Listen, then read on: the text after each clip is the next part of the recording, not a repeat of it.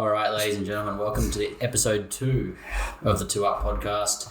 Two blokes giving their 2 cents on world events, have a few beers, have a few laughs, have a good yarn. That's it. Today we've got the very fascinating subject of space. There's a lot to unpack here. There is a lot to unpack. We have done a lot of research over the last couple of days and we've barely scratched the surface. So what we're going to do today is give you an overview on our opinions of how we think space stuff works. Look, it's a subject that I am fascinated with. Absolutely. And I feel, after all this research, I feel like an idiot. I feel so dumb. It goes back to that saying, the more you know, the more you learn, the less you know. Oh, yeah. You know, and this is definitely the case here because this is... Anyway. One of the interesting facts I think I picked up out of all of this is Isaac Newton is the person to blame for numbers and brackets and underlines being involved in maths. So fuck that guy. 100%. Yeah. So he created calculus. Yeah. And calculus, for me in school at least, was the worst time of my life. There's never been a time where I thought that I just wanted to bash my head against the wall. Yeah. It was trying to do calculus. And calculus came about, believe it or not, when he was walking through, and everybody knows the story of... I think a lot of people know the story of the apple falling on his head, but apparently that's not the case. No. He saw an apple fall from the tree, looked up and saw the moon, and said, I wonder if the moon's falling. And now, let's explore that. That's a fucking weird thing to think. Because this apple, alright, it's fallen. I wonder if that big thing in the sky is falling. Why was the moon out in the daytime? That's a very good point. Maybe it was unspecified of what time you saw the apple fall. I'm imagining it's around dusk. There's a lot of inconsistencies with this bloke's story. Cross-examination wouldn't go well for him, I don't think. And he's only 23 years old. Yeah, very, very strange stuff. And it's what, 1600 as well? It's 1600s, yeah. I suppose they didn't have much better to do than look at the fucking moon. Yeah, I guess. It's not like he was walking on his phone, listening to his iPod.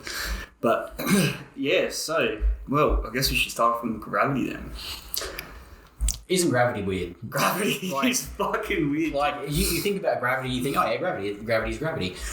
But once you start exploring it, it becomes a whole different ballpark. Absolutely.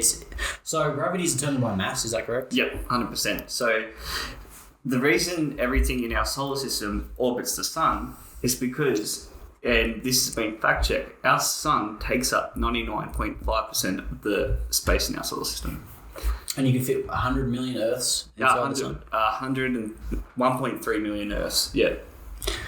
So, yeah, okay, and that's 5 times bigger than Jupiter, is that correct? Yeah, you can fit 1,070 Jupiters in there. That's crazy. That's insane. And then, obviously, does our galaxy just, like, rotate around things as well? Cause, like, our solar system? Yeah, because we're a spiral galaxy. Yeah. So we're all, if you imagine like arms, like tentacles of an octopus just rotating around, the center of the octopus is this massive, supermassive black hole which draws everything into it. And then our galaxy is moving in tandem with other galaxies and we're all moving around supermassive forces.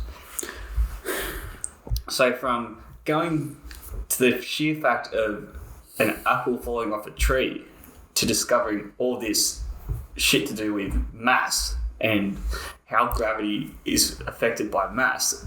But then, not only does that occur, gravity affects time. Okay, let's talk about the perception of time then. Yeah. Okay, how do you perceive time? Because time is realistically a human-made construct. 100%. It's definitely man-made. It's the way we sort of go, okay, yep, it's night time now. Yep, it's daytime now. That roughly took about... let's not make things in hundreds, let's go to 60th. So that took 1/60th of this. Originally, I think our predecessors used a rough gauge of time to sort of tell, when winter was approaching, autumn, changes in season, that sort of stuff. But for us, it's just a completely made-up construct. For example, daylight savings time. We take our clocks back an hour because, fuck it, we want more sun. But then you lose sun in the morning. So, look. I mean, the further we go into this, the more confused I get. And I think for anyone watching, they're going to feel the same way. It's going to be a fucking wild ride. It is a ride. You got to strap yourself in for this shit. Yeah. Because you could be you and I could be at the exact same time in space, right? You could be on a different side of this planet and I'll be 20 hours ahead of you. Where does that 20 hours go? But if you, okay, so you're 20 hours ahead of me. Yeah. But if we clap at the exact same moment, I won't say time. It happens simultaneously. But it's 20 hours different. Yeah. Yeah. Unbox that. It's just crazy. So, I mean, it goes back to the body has like a natural circadian rhythm. Yeah. You know, during certain phases of the night, your brain releases different, molecules like melatonin and stuff like that. It's like, all right, you should be asleep now. You should be in rapid eye movement, sleep cycle. And then naturally, like when you do sleep deprivation stuff, naturally when it comes around, like the sun starts rising after a night of not sleeping, your energy levels pick up. Kind of like a fucking plant, like some photosynthesis sort of shit. You'll naturally have more energy during the day, and then as it starts to come to night again, on the second night of no sleep, you're like starting to really crash. So that's what you've got to like battle through. Because I know when I've done sleep deprivation, you start to hallucinate around day 3, day 4. Yeah, it's just about that. What causes that, do you think? I would think that... Like, do you think there's just a chemical imbalance? So all those chemicals which aren't being used, your mind's so overactive, but at the same time so tired. It's almost like going to a micro sleep, and those hallucinations are mini dreams. But Yeah. And that's where you start falling asleep on your feet, things like that. Yeah. We've all been there. I'd like to get a shovel and just straight on my ass. Yeah. Okay. So going back to the solar system, space, time, mass, gravity, it all had to start somewhere, and that somewhere is the Big Bang. Oh yeah. Now this is a lot to unpack. Everything happened at once. They call it T minus 0. Yeah. Time minus 0. Similar to HR. But then everything came to be. Yeah, and so... Like quite violently. Yeah, and it's interesting to try to comprehend the... It's trying to comprehend the sort of the fact of nothing.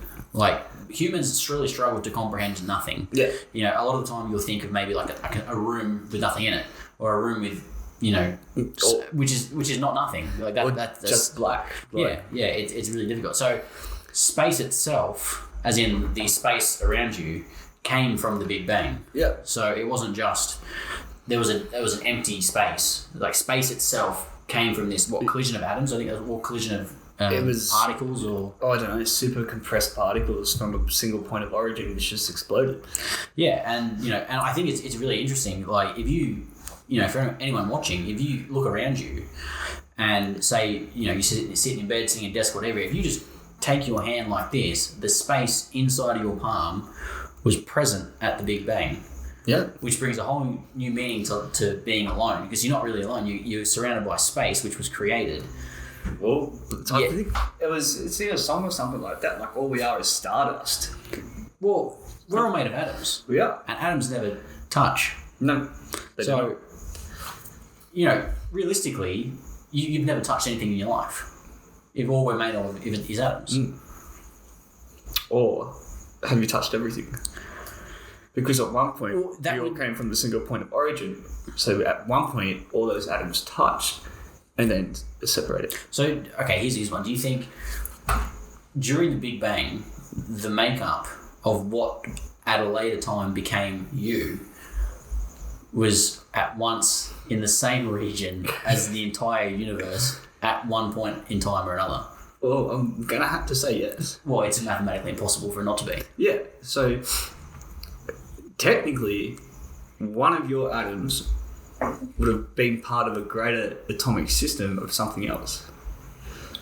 I mean, there's trillions of atoms that make up a hand or something like that, for example. So, but not only that, but obviously the universe is expanding. Well, we think the universe is expanding from that single point. Yes. And if everything that you know to exist came from that point, and the makeup that created you in time, you have then been present with the entire universe around you at one point in time. At one point in time, you and the entire visible universe, when you look up at the sky, were less than this far apart at one point in time. Yeah. That's fucking whack, dude. Let that just marinate for a second. So, here's an interesting one for you going on atoms and atomic distribution. It is, but very similarly, it is mathematically possible for me to put my hand on this table. Don't even have to do it hard. And there is a chance that all the atoms that make up the wood, the coating on this table, and all the atoms in my hands will fucking miss. And my hand will go straight through this table. Very slim, as we can see. My hand's going, just not going nowhere. Yeah. But there's a chance. There is a chance. Now, on that, would you not freak the fuck out if one day you're just like leaning down trying to grab something and everything's gone perfect? You had the perfect storm and all the atoms and your hands just gone through the table. Well, like you just say, it's then mathematically possible, yet highly unlikely, for you to walk out your front door and fall through the earth. Well, yeah. I mean, because there's a lot more layer of atom complexity there, because we're talking about the diameter of the Earth, so you'd have to fall through. I mean, it's possible, it could happen. But even if one atom in, like, your shoe or one of your atoms in your leg hairs didn't, like, touch, then, I don't know. Didn't thread the needle. Yeah, would you explode? Like, well, that's a good point. What would happen? Would you just, like, get stuck in the ground like you've been poured in concrete? Would you lose that leg hair and everything else just keeps going? But then it's almost like it's liquid. That's why you miss a sock, and pairs of socks, like, they don't go into the void. They fall through the fucking washing machine into the earth. They fall through the fabric of space and time. Yeah. Well, are those things actually related, space and time? Because you can walk through space. You can multiple ways. Like, you know, there's not. But time, you can only go one way. You can't go backwards. It's a straight line. The arrow of time. Yeah.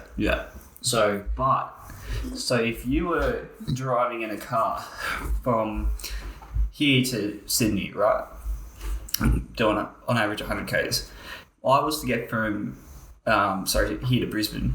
If I was to get from here to Brisbane at the speed of light, I would have gained through time. Yeah. Time travel is technically possible at the speed of light. Yeah. Which is inhumanly impossible to reach that speed. Yeah, because I've got mass. Yeah. Yeah, so anything that light is like one of the only things that doesn't have mass. Yeah, except for all this dark matter experience that they're doing. But look, yeah, that's just too much to unpack for a couple of days worth of research, I tell you what. But I already feel stupider just talking about this. Yeah, but we're not off the mark. Everything is plausible. Like, if you look at it, and we'll get the photo, we'll put the photo in, because I found a decent one earlier of the relativity of the size of the sun compared to all the planets lined up in front of it. It's crazy. Yeah. And it burns something like 1.4 trillion tons of energy every second. Yeah. And I mean, we won't even get into solar flares and things like that. Oh, yeah, no. But also, here's an interesting one. Obviously, the Big Bang, the expanding universe, not spherical, apparently. No. I don't know how they figure that out, but anyway. Do you think that the universe is a loop? So, if you continue on the same axis indefinitely, you will reach the point of origin of which you left. I like that theory. Yeah. Yeah. I mean, mathematically. I can go into some calculus or no bullshit like that, but if it makes sense, doesn't it? Well, it has to. Yeah. I mean, you start off in Sydney. Yeah. And you continue on the same axis for however long it takes, you will end up back in Sydney. Yeah. Right.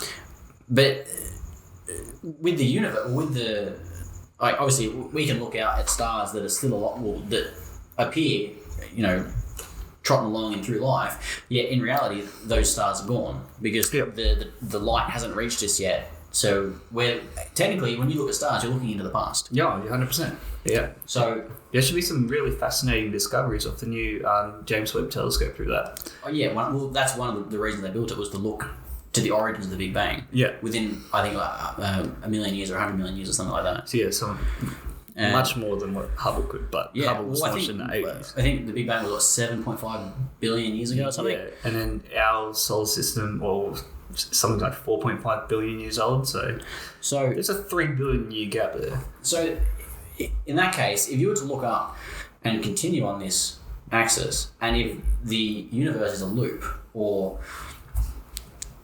a shape that you could circumnavigate,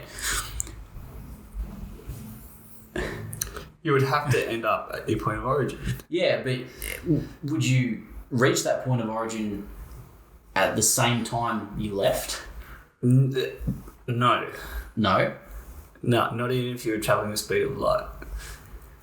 But eventually... You would, once you could visibly see it, once you arrived there, So once you left, you could look back and see yourself not leaving if you're travelling the speed of light. Or would you see yourself arriving? Yeah, who knows, man? Like, yeah, we need to get like some astrophysicist like Neil deGrasse Tyson on here, because I mean, it's got to be possible. I mean, like, how would... I can't even speak. I'm that dumbfounded by this question. Like, I mean, this is really fucking with my head. Like, so I feel like I could fall through this seat. Like, I think a good example of relativity is and it's not debunked by a whole heap of Hollywood or like scientist people like that. The movie Interstellar. Okay. With McConaughey. I'll stop you right there. I went and saw that movie twice in cinemas. I still don't know what the fuck's going on. I watched it 3 or 4 times just this month. So, the black hole past the event horizon. Fuck all that. That's just way too confusing. It's like looking at time as an extra dimension and that sort of stuff. I'm gonna, hold on to me for about that. But relativity, where they have a planet on the cusp of a super black hole or gargantuan, whatever it is, that the gravitation pull is so strong that 1 hour down there equated to 7 years of Earth time. Yeah, I remember that. Yeah. Yeah, that's a pretty good description of how relativity works and how gravity can affect the time and fabric of space. Yeah, because time is compressible. Yeah. Through a strong gravitation, which is a black hole. Yeah. So then you've got to kind of look at time as being a physical being, like something physical. However, we don't have the capability to affect it. Not yet. Yeah. So there's an interesting way to look at that sort of stuff, and it's basically, if we were to, theoretically go talk to our great grandparents, right, who were dirt farmers. Or owned dirt farmers. They would look at us as wizards, sorcerers, highly advanced beings. Yeah. That makes me think, in the same time, and obviously it's probably compounded because as technology grows, so does the development of further technologies using... Oh yeah, we're in the information age, the booming of technology. So that makes me think in 100 years, and I think in 100 years time we'll be alive because the technology will be there to keep us alive. I think the advancements in like medical and obviously, and they've even started talking about downloading a conscience. That Elon Musk AI sort of thing. Yeah. That's weird, dude. I mean, I've got so many questions about that, but I digress. We'll get Elon on and we'll... Yeah. Are you busy? No, yeah, sweet. Just come out. Yeah, anyway. We'll have to Zoom it. Yeah. Pay him a lot of money. But, and we look at our, say, great-great-grandchildren, we'll see them as almost divine beings. And, I think, what was that quote? It was, paraphrasing, highly sophisticated technology is indistinguishable from divinity. Yeah. So, highly sophisticated technology is indistinguishable from divinity. Let that sink in. Like, that was a quote from, like, what was it, 1600s or something like that? I think it was even before that. I think it was pre-Newton. Yeah, I think, Aristotle or something like that. Yeah. And I think, and then where does it stop? Like, AI will become... AI will definitely become a thing. It'll be, it'll run the world. It'll, banks investment decisions, fucking humanitarian decisions, everything will be run by AI because they can calculate it so quickly and not miss anything. And it will get to the point where AI is making AI. But then we will have the AI consciousness debate, like where does an AI get its sense of social equity, where everyone's so divided, like politically, religiously. AI is going to come up with an answer for that. So theologically, or AI could even come across what's known as the overview effect, which comes from sort of astronauts that have done spacewalks and observed the Earth from an extreme outside perspective, physical perspective, looking down on the Earth, and they don't see dots on a map. They see a bunch of the same human beings on a planet. Yeah, they said that it was in an interview with one of the former, not Apollo commanders, the Discovery commanders. The overview effect essentially is, like you said, you're viewing humanity as just a bunch of people on a small blue rock. All these tiny things we fight over are holding back the success of the things that we could be projecting ourselves into. Yeah, it's basically what unites us is so much bigger than what divides us. Yeah. And I mean, well, I'm sure there's only a handful of people who've ever had that experience, but I mean, it's a pretty interesting way to look at it, like prospectively. Well, it reminds me of the KISS acronym, keep it simple, stupid. That's what it reminds me of. If you just take things at face value and actually see them for what they are, and don't get into the politics of it. Yeah. With race, religion, fucking cultural diversity, all that sort of stuff. Which I could go off on a tangent about world hunger and the rich get richer and all that sort of stuff. Well, I mean, it's common knowledge now, but I mean, there are some, it's just so much to unpack. It's just, I've got the hamster in my head's just going, My hamster clocked out 20 minutes ago. He's fucking taking a breather. He's sucking on the little water thing. But no, well, speaking of, the overview effect and astronauts on the space station. Not only do we have a space station, we have multiple robots on the moon, on the planet Mars. And one of them is a remote control helicopter drone. That's pretty fucking cool. I think it's cool looking at the photos from Mars that the rover sent back. It just looks like fucking the desert in Australia, it's... Yeah. Up to outskirts of Afghanistan, really, just rocks with more rocks on top of rocks, sprinkling some sand. Yeah, a little bit of sand here. No fucking trees. No. So, going past all that human knowledge, human technological advancement, Mars and the International Space Station, and what we've got going on the moon. One thing I want to unpack is there's multiple theories about loop universe, string theory. What do you make of the infinite universe theory? That there's parallel universe? Infinite parallel universes. That shit fucks me up. So I often think it is weird. I'll be driving along and I'll think there's a universe out there somewhere where I'm cresting a hill, right? There is a universe out there somewhere that a car comes over that hill, loses control, and fucking kills me. Yeah.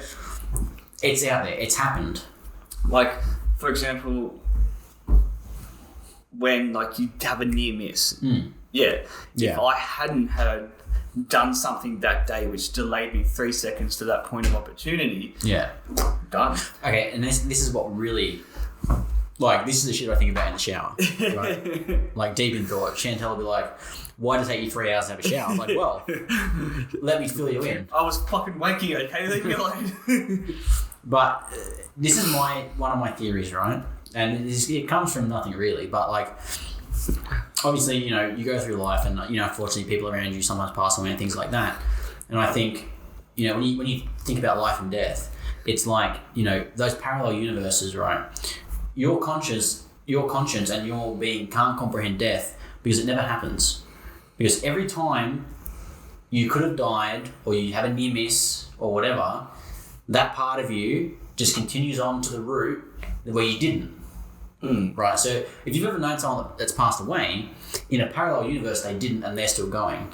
And from their perspective, nothing ever happened. Right. Any near miss I've ever had, there's a parallel universe where I copped it. Yeah. But from my perspective, I've kept going on the path where I haven't.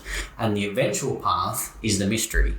So are you saying that in that universe, that's it, that lights out, but you keep going? But you never know, you never experience it because you jump track to where it didn't happen and you keep going. And the eventual path that you reach is the true mystery. Right. That is interesting. Yeah. That's the way I think of it. So it's like... That one's got me. Yeah, that's a good one. That's a head scratcher. That is worthy of a 3-hour shower. I also get really angry thinking about all the universes where I've won the lottery. Yeah. Or I've hit the fat jackpot on Lightning Link. You know what I mean? I'd be happy for a feature, mate.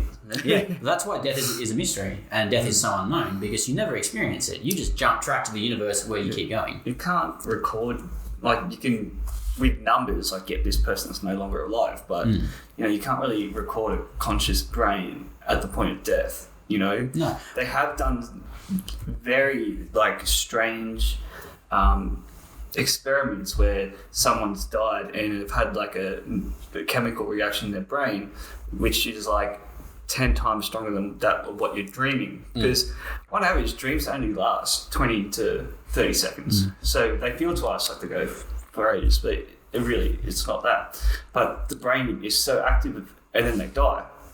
And it's only been done a handful of times because there's all sorts of ethics and stuff involved. But like where people have neurological conditions and they're getting brain surgery or whatever, and they have the monitors on it and they die on the table, well, they see this like massive dope of DMT or whatever just hit, and so that's like when they say your life flashes before your eye, you relive your life or whatever that sort of thing is.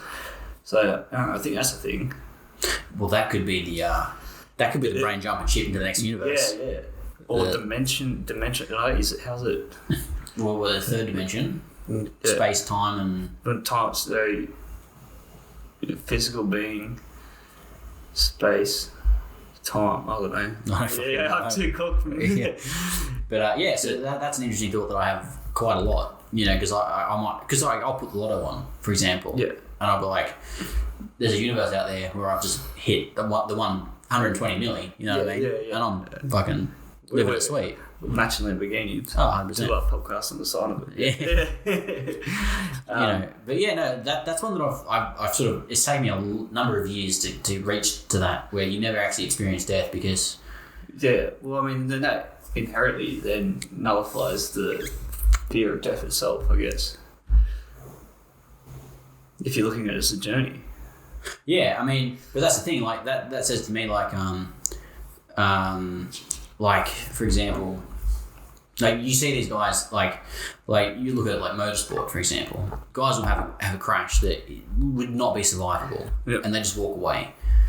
You know, like, there's got to be something to that, like, there's physical forces involved that mathematically doesn't make sense that you can walk away from. Yeah, they do. I was very lucky to walk away from mine with the miners, grapes and bruises. Yeah, but I mean, but in a parallel universe somewhere, you're dead. Yeah, I lost my head. I went left instead of right, and that branch knocked my head off. Exactly right. And because then that sort of puts you back to my perspective on, like, how you perceive things. Like, I used to think things like, that tree over there is green. But to you, green could be a completely different colour to what I perceive green is, yet we both know it as green. You know what I mean? Like, it could be, for example, what I perceive as blue to you, or fucking red, for that matter, right? But we both know it as green, and no one else can see through your eyes, just like they can't see through mine. So what is green to me could be green to you also, but not how I perceive green. It's okay, that's it. I like that. It's like, try to invent a new colour and describe it to me. Well, ask a blind person to describe colour. Yeah. I wonder what they see. Do blind people have daydreams in black and white? Do they have dreams at all? Do they see what they perceive as... Like, do they see what we perceive to be black and white? Like colourblind people? Or would they see an array of colours which they've never... Like, they've just imagined, which they've never actually physically seen. We need to... I don't fucking know. We need to talk to someone who has been blind. Or is colourblind. Their entire life. No, because colourblind people are boring. Like, oh, is that red or green? It's like, it's fucking yellow, dude. Like, yeah. I mean, that's a noodle scratcher there. Yeah. No, I knew a colourblind guy once, and he's just like, oh, I can't tell which colour it is. It's like, okay. I remember at my recruiting session, there was going to be a guy going into who wanted to eventuate into EOD, explosive ordnance disposal. Yep. He was colourblind. Oh, I mean, cut red wire, dude. Shit, he would really have to understand the internal workings of a bomb if he wasn't just going to go by wire colour then. Yeah. Good on him, I guess. I don't think he made it, but yeah, fair crack for having a go. Yeah, stuck with the old save. I mean, at the end of the day, when it comes to detonating explosive, it's either going to be your problem or you fixed it. Like, well, that's it. You're not going to know about it. Yeah, that's true. Yeah. So, shout out to those boys. They're some pretty heavy hitters. But yeah, I mean, so we spoke about time and time's a man-made construct and things like that. Yeah. Well, at least the way we perceive it, I believe. Yeah. Have you noticed in sort of like high intensity, high threat sort of scenarios or heightened brain activity, maybe during like a free fall or during like a near miss or something like that, time seems to slow down? Yeah, or is it you take in so much that you remember a lot more of it? Well, that's what they think. They think the amygdala, in times of heightened stress, goes into overdrive, right? And then you remember more, things like that. Which is why things that are so traumatic, you can't shake the memory because they're so strong and they're so prominent and they're so clear. Yeah, right. Is because your amygdala went into overdrive. Because there's been some experiences, especially when I was overseas, and you're like, holy shit, like what the fuck just happened?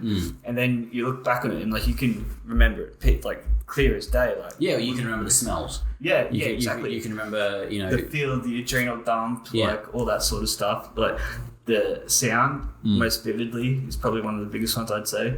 Yeah. And yeah, like I can remember the exact route I ran, like for an example, to like get some like soldiers into position for whatever reason.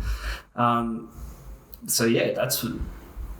I think due to your brain has that, you get that adrenal dump, and all the non-vital organs pretty much like don't need you, shut down. You fit like your body physiology changes, so you're more alert. Or some people might go the other way and they're so overwhelmed, it's like a kind of overload, like a sensory overload sort of thing. And they shut down, go, what the fuck was that? And can't remember it at all. Like, well, it's interesting. Like, I know someone that was in a really bad car accident. Yeah. And they were conscious, yet had no memory of it whatsoever. It didn't take a head knock per se. Like, so it wasn't like it was blunt force trauma to the head or anything. Yeah. But seconds before impact, blacked out and just remember waking up. That's exactly what happened when I crashed the motorbike. It was, I can vividly remember looking down at the speedo, trying to realize that's where I said, oh fuck, I'm in trouble here. The only thing I was thinking was make this number go lower. Instead, I made the number go higher. And then I don't remember the hitting the bike going which way I went with the bike, being airborne, being on. I don't remember any of that. And the next thing I remember is someone come out to me like, dude, you're right. I'm like, yeah, sweet, I'm just fucking winded. So there's been times that that's happened to me. It's like, oh, fuck, I don't remember it at all. Yeah. And then there's other times we've been like, what shit was that? And then when you sort of calm down, like reach the natural state of homeostasis and that sort of stuff, you're like, okay, well, fuck, that was pretty intense. This is what happened, Because people could be around telling the story, like you'll experience the same event, and someone will have a slightly different perception of what happened to you. Yeah. And then that jogs your memory of like, actually, well, yeah, that's right. And then this happened. And so the brain is powerful, but not powerful enough to understand the concept of space. Well, there was also, there was like, obviously, the brain is quite unknown in what it's capable of. Obviously, there's the whole, we use 10% of our brains, all that sort of stuff. And I don't know if that's been debunked and they bumped it up to like 15 or something I don't know. Yeah. But anyway, like obviously the running thing is we don't use the full power of our brains. Yeah, right. And there's theories that with the advancement of technologies and time that will help us unlock and harness the full potential, they'll be able to do shit like manifest shit out of thin air by rearranging atoms using the power of your mind. And, you know, moving objects with your mind, things like that. Real, like, sci-fi shit. Yeah. You know what I mean? And the advancement of technology, they predict will see those things happen almost to the point where, like I was saying before, highly sophisticated technology is indistinguishable from divinity. Divinity being almost godlike. Yeah. You know, abilities. I mean, if I seen you move that beer, like, sling me that beer with the fucking power of your mind... I'd be like, God, did we get that on camera? Because that to me would freak me the fuck out. But if we both had that power, we both had that capability, and then we just did a mind cheers and brought our beers back, like that's a normal thing. Well, that's the thing. I mean, you imagine you went and showed a fucking iPad to a Neanderthal. Yeah. I mean, fuck. They probably try to club you to death with it. Yeah. Okay. Let's have a look. Let's debunk evolution. Yeah. Actually, you know what? This might be slightly controversial. Let's go into religion. Religion. Well, religion does, I think, play a massive part in space and space development, because everyone who has a reasonable fucking train of thought acknowledges the Big Bang, acknowledges, you know, the Newtonian laws and the laws of thermodynamics and stuff like that. But the question still remains, okay, if this was created out of nothing, what was the nothing? What was the catalyst? How? Where did it come from? You know, like, obviously, like we said with the last episode with, you know, cryptozoology and things like that, the stories of like the Kraken dragons in Chinese, you know, folklore or Japanese dragons, things like that. It's got to come from somewhere. No one just made it up on the spot one day. You know what I mean? Like, which goes into, you know, do people tap into a higher conscience, or maybe had a fat load of DMT? Like, who knows what it was? But they've got to stem from somewhere, as does religion. You know, I have a theory about this. Right. All right. So, you know how, like, you're in the field or something, like, you know, no external communications to the world, just your bullshit orders, your bullshit exercise, whatever. You tell someone something, and then you hear that same news circle back to you 3 days, vastly different. Chinese whispers. Yeah, Chinese whispers. So now you add that to a fairly significant event. Someone rocks up and they declare themselves a prophet of God, and, you know, they're doing nothing that's similarly wrong, like trying to help people out. But the story gets retold, retranslated. You know, things get lost in the translations. Someone puts a tiny little bit of flair onto it, and the next person has to add their little flair to it. So when they're telling it, it becomes so distorted from what the original event was. That is what makes you question it. And this is my theory, right, which is similar to this, and it probably leads on to that, is why someone came along and said that stuff in the first place. Like, we know that, you know, DMT and things like that are found in nature. Yeah, of course. Right. You know, and marijuana, it's a natural plant. Yeah, exactly right. Ayahuasca comes from, I believe, cactus in the US, the peyote, I think I should say. Yeah. So ayahuasca, from what I understand, and I could be wrong, but anyway, is ayahuasca is a mix, and it has DMT in it. Yeah. And what DMT essentially does is it... it's a massive hallucinogen. Well, yeah, but like there are natural enzymes in your brain that break down DMT. Ayahuasca trips last a lot longer than a DMT hit. Like an LSD trip with us. And the reason is because ayahuasca is mixed, that has blockers that stop the enzymes in your brain breaking it down, which is why you have extended experiences. Yeah. I think that there was one point in time or another that someone has ingested this stuff and tripped out, almost to the point where they became stuck in like a trip, or became... Well, that's such a surreal experience. Essentially, they fried themselves. Yeah. Right. Cooked chooks. But yeah. Like, stick a fork in them and they're done. Yeah. Like, we've all seen the bloke running around King's Cross. Yeah. You know, thinking that he's the next Messiah and all that sort of stuff. We've all seen that bloke. You go down to 7-Eleven in a questionable area on Thursday night, you'll see them too. Oh, yeah. Just don't make eye contact with them. Otherwise, they're asking you for $5 a cigarette and a lighter all at once. But, you know, I think that it stemmed from that, and then that's the story that gets retold and regurgitated time and time again in key points in history where the population was desperate for a higher power, or desperate for guidance, or desperate for as human beings are inherently drawn to a higher power. They need guidance. Yeah. They're not very autonomous. They're not very good at autonomy. Yeah, 100%. So, like, with that being said, we measure time from the one moment in history of the birth of Jesus Christ, like BC and AD. So after Antediluvian or whatever it was, I don't know. Thanks for wasting money on my private school education. Yeah. So, but we're not really that old. It should be the year 4,562,713 or whatever the fuck it is. Yeah, exactly.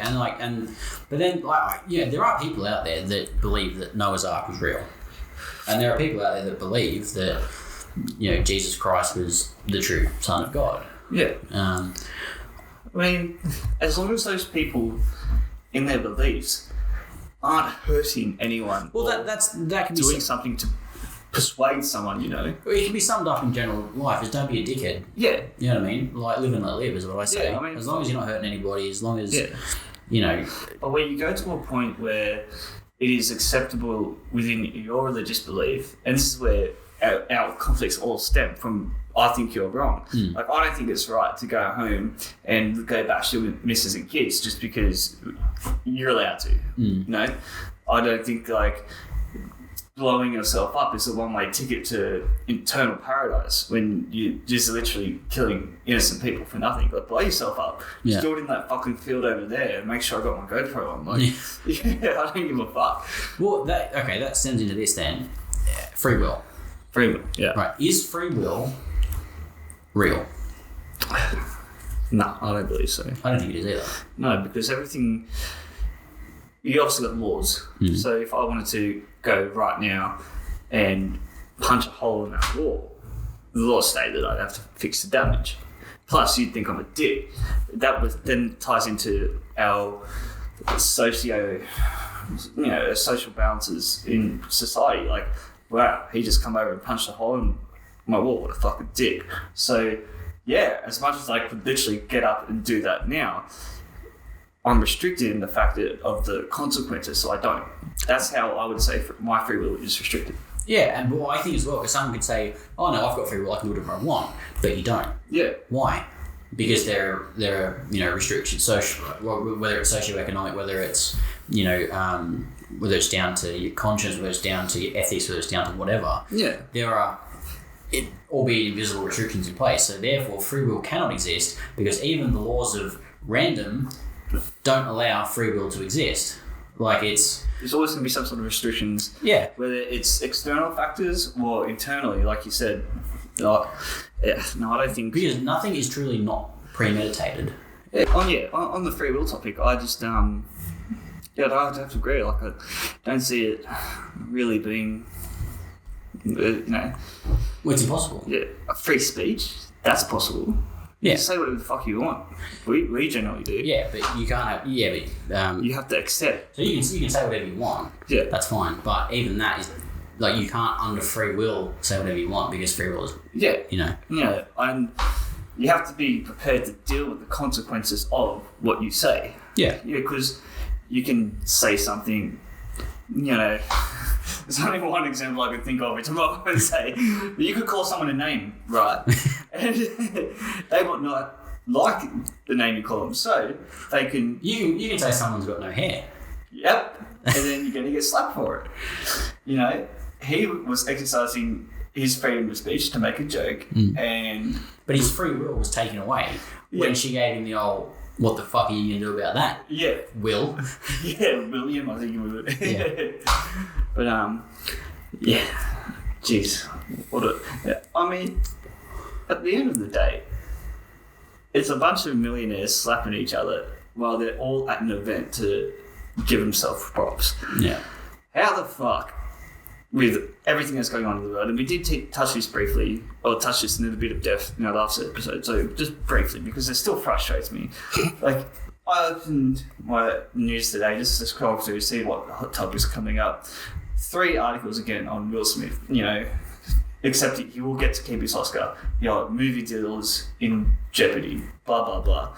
But we have Russians withdrawing from Ukraine. We have a huge Russian conscription going ahead. Yeah. Yet at the same time, all we're seeing about is Will Smith. Well, I can actually circle this back to space and the universe.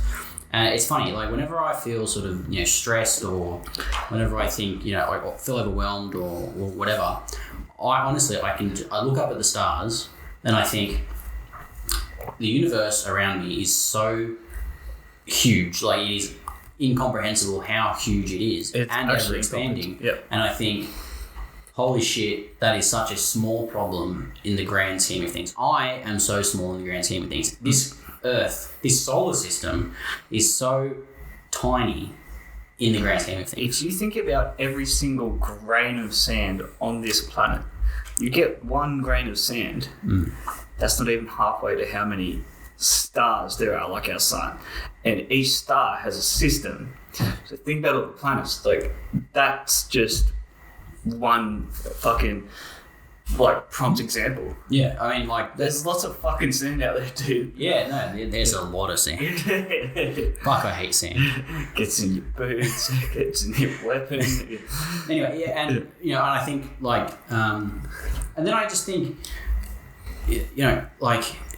dude, I won't get into it because it pisses me off, but someone says something and you go and slap them,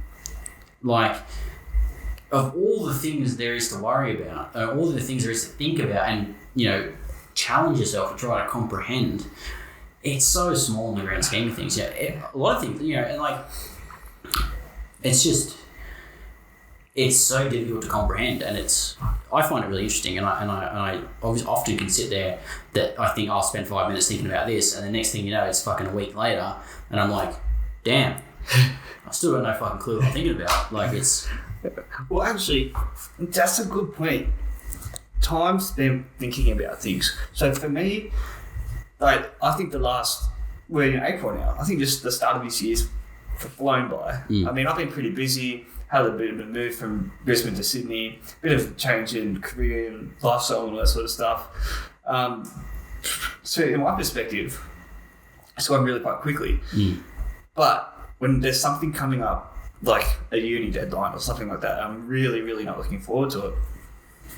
Time just goes fast. It just speeds up. I'm no matter how much you oh shit, I'm trying to procrastinate, justify myself having a break, and then it flies. Yeah, well, the way I think about it, I think, obviously as you get older, time goes quicker, and because each year at a later stage in life represents less of the total time you spent alive.